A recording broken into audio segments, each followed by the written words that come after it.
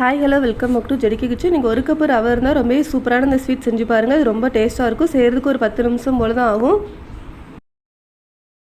அதுக்காக ஒரு அரை கப் அளவு சுகர் எடுத்திருக்கேன். அது ஒரு மிக்ஸி ஜாருக்கு ஆட் பண்ணிக்கோங்க. ஒரு 2 ஏலக்காயும் அது கூட ஆட் பண்ணிக்கோங்க. மிக்ஸி ஜாரை மூடி வச்சு நல்லா ஃபைனாக இந்த மாதிரி நல்லா அரைச்சி எடுத்துக்கோங்க. நான் அரை கப்பு சீனிக்கு 1 கப் அளவு ரவை எடுத்திருக்கேன், வெள்ளை ரவை எடுத்திருக்கேன். அதையும் மிக்ஸி ஜாரில் மாற்றி நல்லா ஃபைனாக அரைச்சி எடுத்துக்கோங்க. நல்லா ஃபைனாக அரைச்சதுக்கு அப்புறமா அது ஒரு பேனில் மாற்றி நல்லா ஒரு 5லேருந்து 7 நிமிஷம் கொஞ்சம் நல்லா வறுத்து எடுத்துக்கோங்க. கலர் சேஞ்ச் ஆகக்கூடாது. நல்லா வாசனை வர்ற வரைக்கும் நல்லா வறுத்துக்கோங்க. நல்லா வறுபட்டதுக்கு அப்புறமா நான் ஒரு 2 ஸ்பூன் அளவு நான் நெய் ஆட் பண்ணியிருக்கேன். நெய் ஆட் பண்ணுறதுனாலும் பண்ணிக்கலாம், இல்லைனா 2 ஸ்பூன் மலாய் ஆட் பண்ணுறதுனா கூட பண்ணிக்கலாம்.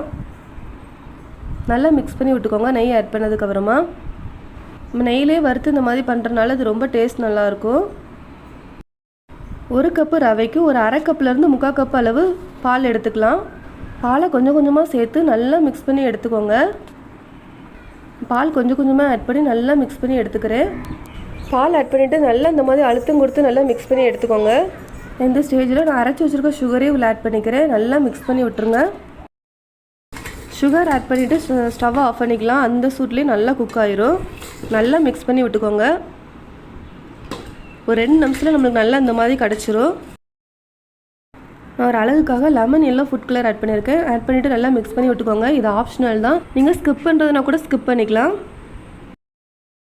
நம்மளுக்கு இந்த மாதிரி நல்லா கொஞ்சம் கூட பேனில் ஒட்டாமல் இந்த மாதிரி நல்லா கிடச்சிரும். ஒரு சூடு ஆறுனதுக்கப்புறமா ஒரு பிளேட்டுக்கு மாற்றி நல்லா இந்த மாதிரி கையை வச்சு நல்லா பசைஞ்சு எடுத்துக்கோங்க. உங்ககிட்ட குக்கிங் கட்டர் இருந்துச்சுன்னா நீங்கள் அதை யூஸ் பண்ணி நீங்கள் விருப்பப்படுற ஷேப்புக்கு நீங்கள் செஞ்சுக்கலாம். இல்லைன்னா ஒரு இந்த மாதிரி சின்ன பவுலில் நான் கொஞ்சமாக நெய் தடவி வச்சுருக்கேன். இந்த மாதிரி நல்லா ப்ரெஸ் பண்ணிவிட்டு இந்த மாதிரி கூட யூஸ் பண்ணிக்கலாம்.